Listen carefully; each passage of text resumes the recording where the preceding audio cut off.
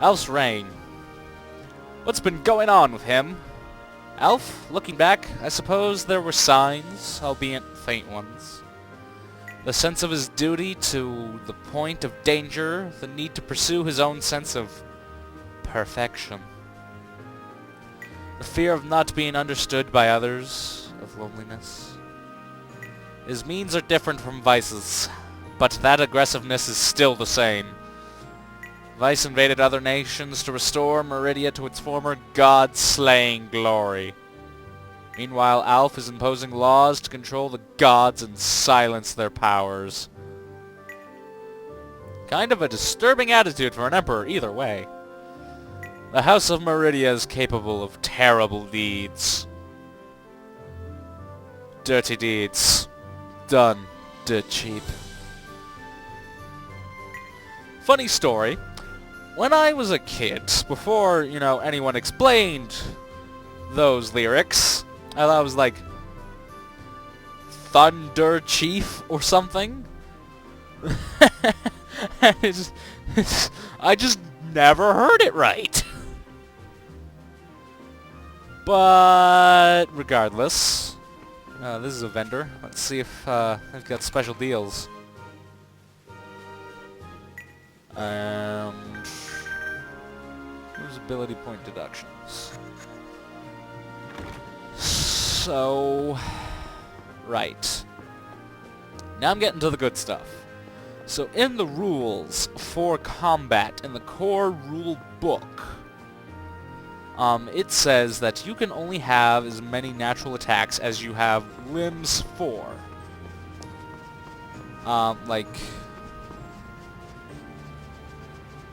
No, it was saying,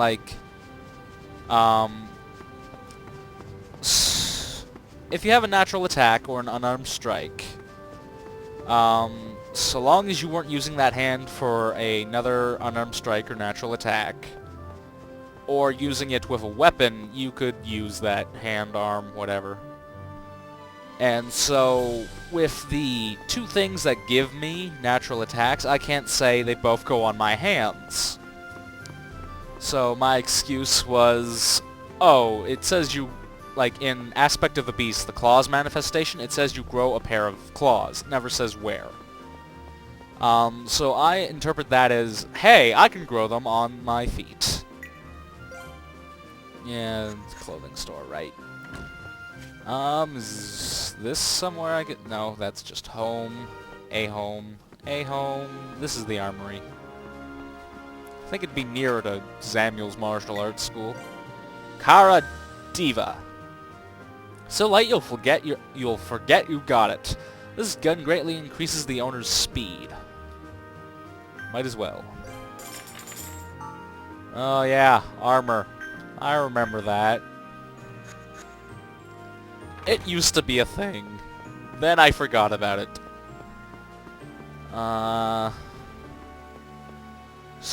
But the thing is, with the way I want my character to go, is that barbarians get this thing. It's called Rage, and they get it at level 1. Rage by itself is okay in battle, but it can become better. Diamant, under Alf. This is Diamant! Totally had to do that. There's no one here. There's people all over the place. What happened to all the people walking about? Tremelia's trying to get rid of the law that's allowed religious groups in the government. But Meridia's new charter places restrictions on all sorts of people and things. Things can now no longer do things as they did before. Think about that. He puts restrictions on things. Ironic, isn't it? Well, people do like rules. Still, this is amazing. Yeah, the city really seems to be on the verge of death. This is not the Diamant that... that he loved. So, there's these things that make rage better. They are called rage powers. You get them every second level, like the fighter gets bonus feats. They have a lot of different uses, such as one gives you extra damage on one hit per rage. Some other stuff can help you with a certain few skill checks. And there's one particularly that I'm using. This doesn't relate to the one I'm going to get to. That will turn it so with the use of a feat, I can just get extra damage for... at the penalty of... See, there's this feat. It's called Power Attack, and basically you sacrifice some of your attack bonus to do extra damage. What I want to do is get, you know, a lot of damage and a lot of attacks with as much attack bonus as I possibly can. To do this, I can use the rage power Reckless Abandon. It increases your attack bonus at the cost of your AC, which is armor class, how hard it is to hit you. With the combination of fighter, that shouldn't be a problem. And so, what I'm really getting down to with the rage powers is there's this certain archetype you can take of Barbarian, called Totem Rager. I think that's what it's called. Totem Warrior. Let's go up the lifts. And with that, it allows you to take one chain of totem rage powers. Depending on which one you choose, you'll get different stuff. There's a dragon totem, there's a hive totem, there's a beast totem, there's a spirit totem, there's like apparently a world serpent totem that has stuff to do with things. And the specific one I want to go with is the beast totem. The beast totem has 3... Here's the tailor. Welcome, tailor. Yeah, I already bought all the stuff from here, unfortunately. So it's split up into 3 rage powers. Beast Totem Lesser, Beast Totem, and Beast Totem Greater. You can get them at level 6, level 8, and level 10. Those are the restrictions placed on them, other than the fact that you need the lesser totems before you have the greater totems. Going to rest in the bed because I don't give a care.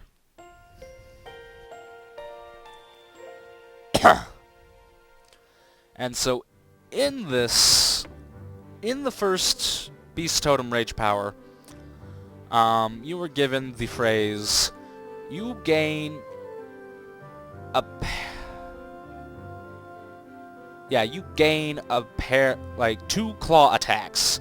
These claw attacks are primary attacks that deal 1d6 of damage plus your strength modifier. That's as much as I remember of the text. So the problem with this is, with the rules, like, my DM already got on my tail about me just having 4 of them. You know, I had to weasel out, you know, I can grow claws on my feet. And he's like, oh, that doesn't sound all that legitimate. It was, though. I am going to talk to Elaine eventually. And so, the thing is, to have it as optimized as I want it, I need the 6 attacks. I need the 6 claw attacks, and I need them all to be amped up in, like, all claws, and etc., etc. So, comment on this as you wish, but the argument I'm going to go with is it never says the 2 claw attacks I gain from Beast Totem have to be part of my anatomy. Lark, do you think Prince Alpha has really changed? I don't think so. I think he's the type of guy who doesn't know when to stop. That's why he keeps fighting. You're a real help.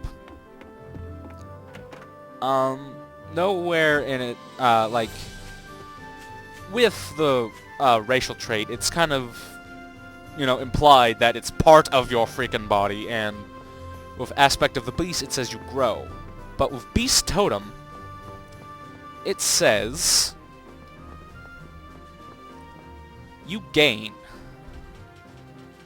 And, you know, these things are sort of like spirit conduit totem magical thingies, like supernatural things that give you like prowess in battle.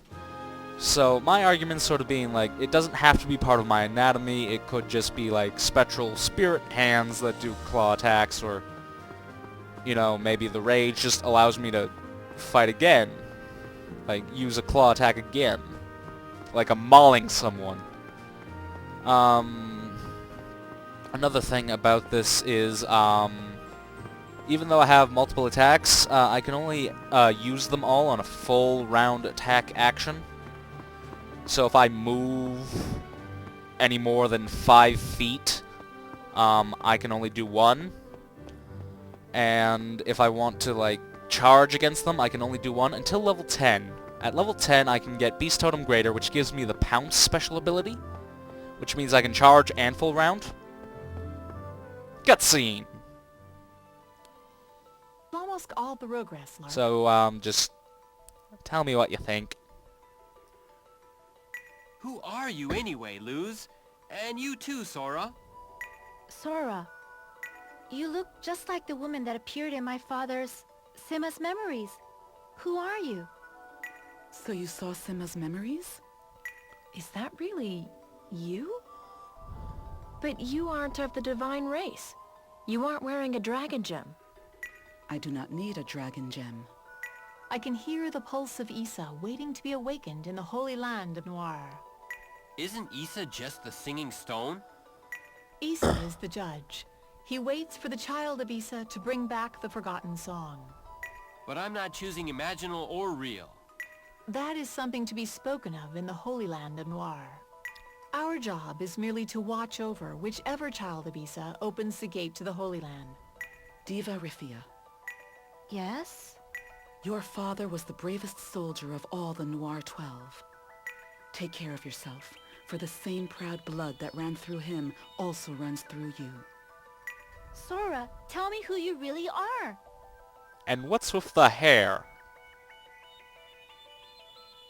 I am the leader of the Noir 12, Alul the Foreseeing. Lark, I pray that we shall meet again, at the end of the path to Noir.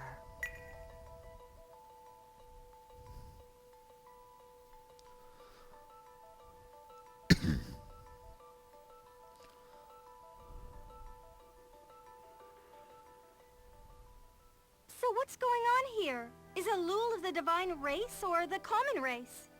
Oh, calm down, will ya, Minimal Lady? The Noir 12 are the heroes that brought the world together as one. So divine? While we of the divine race were still here on Fulheim. It is said that they did great things under the rule of the legendary coder, Alul. Then she must be of the divine race. But why doesn't she wear a dragon She's built gem? up an immunity, you lightweights. Perhaps she became a Rogress like my father, via code conversion? A Rogress that looks like a human. Then what about Luz? Is she a Rogress too? Who knows? I think we can all agree they're both a complete mystery. Something's not right. My chest is aching. I feel like we might run into her again. Lark!